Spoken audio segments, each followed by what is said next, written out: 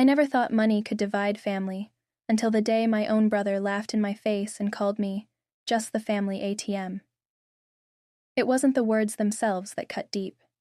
It was the way he said it, so casually, as if my hard work, my sacrifices, meant nothing.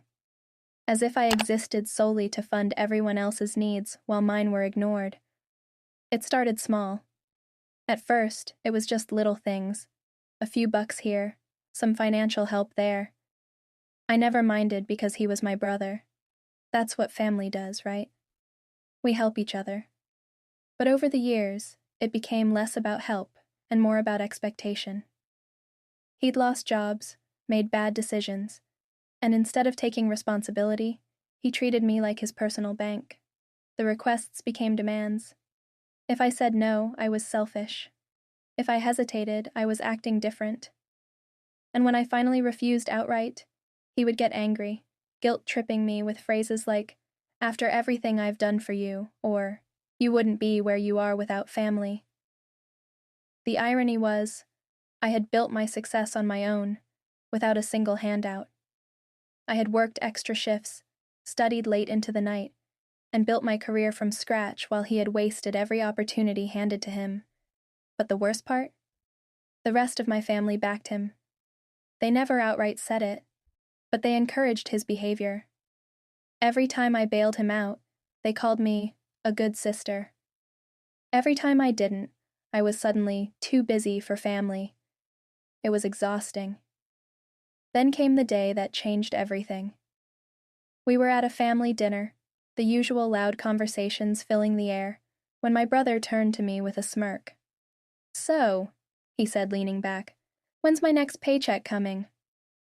I raised an eyebrow. "Excuse me?" He chuckled, shaking his head. "Oh, come on. Don't act like you don't know. You're basically the family ATM at this point." The whole table went silent. Some of my relatives exchanged nervous glances, while others pretended not to hear. My mother sighed as if she was tired of the conversation before it even started. But I just sat there, staring at him, something inside me snapping. I had tolerated this for too long. I took a slow sip of my drink, placed it down carefully, and leaned forward. "Is that what you think of me? Just a walking wallet?" He shrugged. "It is what it is." The casual dismissal in his voice made my blood boil, but I didn't let it show. Instead, I smiled. Not out of kindness, but because I knew something he didn't. I had already decided this would be the last time he ever treated me this way. The rest of the family sat in awkward silence, waiting for me to brush it off like I always did. They expected me to laugh, to let it go, to keep playing the role I had been assigned without ever questioning it. But not this time. I leaned back, crossing my arms. "All right," I said, tilting my head slightly. "Let's test that theory." His grin faltered. "What?" I pulled out my phone and right in front of him started making a few changes, canceling the monthly payments I had been sending for his rent, blocking the automatic transfers that had been quietly supporting his lifestyle, and, just for good measure, I removed his name from my emergency contacts. "Wait, what are you doing?" he asked, his voice losing its cocky edge. I didn't look up. "Just fixing a little problem." "You're joking," he scoffed, though I could hear the unease creeping into his voice. I finally met his gaze, and for the first time in years, I saw something unfamiliar. Fear. Not because I was angry, but because he was realizing, perhaps for the first time, that he had no real power here. That without me, he had nothing. My mother shifted uncomfortably in her seat. "Sweetheart, maybe we should—" "No, Mom," I interrupted. "This isn't about family. This is about respect, and I think it's time he learned the difference." My brother laughed, but it was forced now. "All right, fine. Message received. You're upset. But we both know you'll cool off and go back to sending me money like always." I smiled again. "You really think so?" And then, just to prove how wrong he was, I stood up, placed a few bills on the table for my share of dinner, and walked out, leaving him and the rest of the family sitting there in stunned silence. Because this time, I wasn't coming back. I wish I could say that, after that dinner, my brother immediately learned his lesson. That he called me the next day, apologizing, swearing he'd change. That my family finally saw the truth and respected my boundaries. But life doesn't work like that. The very next morning, my phone rang, his name flashing across the screen. I didn't answer. Then came the texts. At first, they were casual. Hey, about last night, let's talk. Then they became more urgent. This isn't funny, rent is due. Then came the guilt tripping. Mom's really upset. She doesn't understand why you're being so harsh. And finally, the anger. You think you're better than everyone now? Just wait. You'll need us someday, and we'll remember this. I sat there, staring at my screen, feeling a strange mix of emotions. Disappointment, anger, exhaustion, but most of all, relief. Because for the first time in years, I wasn't reacting. I wasn't rushing to fix someone else's problems. I wasn't letting guilt control me. I turned off my phone and went about my day. But my brother wasn't done. 2 days later, my mother showed up at my door. I knew this was coming. I took a deep breath before opening it. She didn't even say hello before launching into her speech.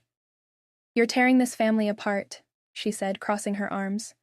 Your brother is struggling, and you, of all people, are turning your back on him?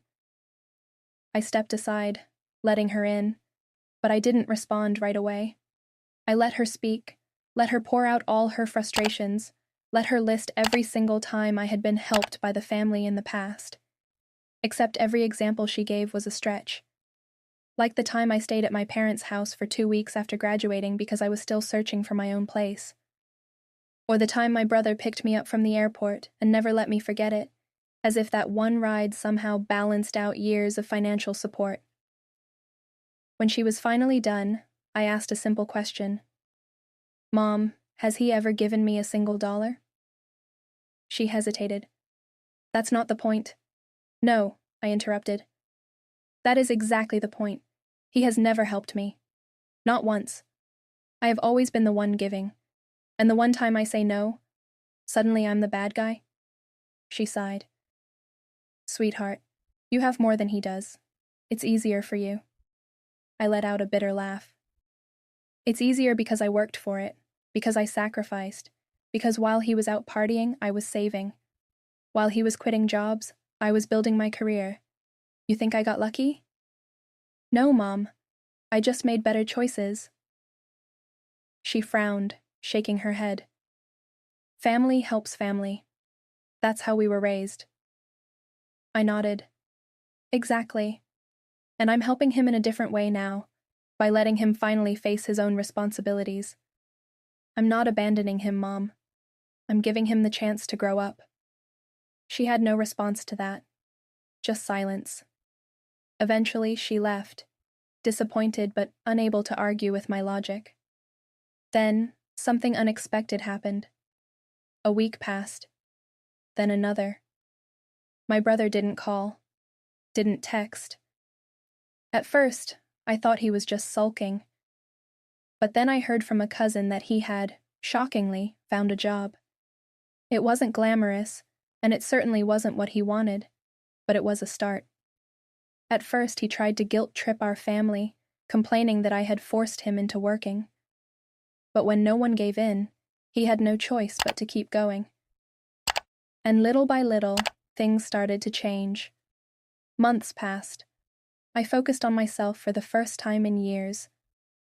I traveled, enjoyed my own hard-earned money, and stopped living under the weight of constant obligations. And then, one evening, my phone rang. It was him. I debated whether or not to answer, but something told me to pick up. His voice was different, less entitled, less arrogant, just tired. Hey, he said, after a long pause. I just wanted to say thanks. I blinked, taken aback. For what? He exhaled. For cutting me off. I hated you for it at first, but you were right. I was lazy. I was using you. And honestly, I don't think I'd have ever changed if you hadn't forced me to. I didn't respond right away. I had waited years for him to say something like this, but now that it was happening, I wasn't sure how to feel. Are you doing okay? I finally asked. He chuckled. I mean, I'm not living in luxury, but I'm managing. And for the first time in a long time, I actually feel proud of myself. I smiled.